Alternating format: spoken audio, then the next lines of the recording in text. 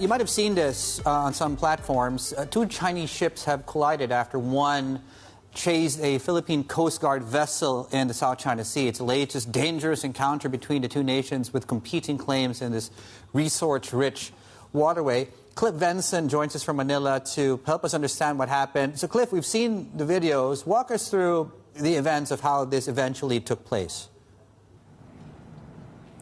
Yeah, so it happened during an operation of Philippine Coast Guard. It's an operation meant to support Philippine fishermen in the Scarborough Shoal in the South China Sea. And then, usually when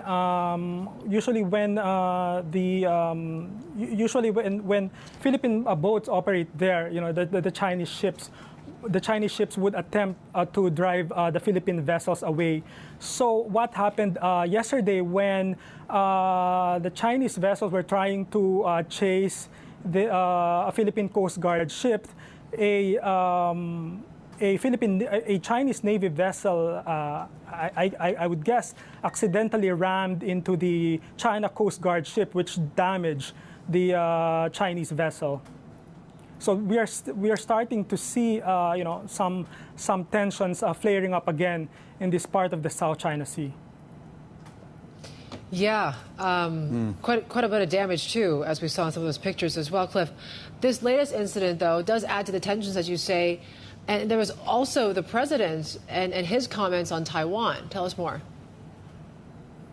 Exactly. So this encounter happened days after the Chinese Foreign Ministry protested against Philippine President Ferdinand Marcos' comments on Taiwan, saying that President Marcos is actually playing with fire when it comes to the issue of Taiwan. But yesterday, despite this protest, Philippine President Ferdinand Marcos reiterated that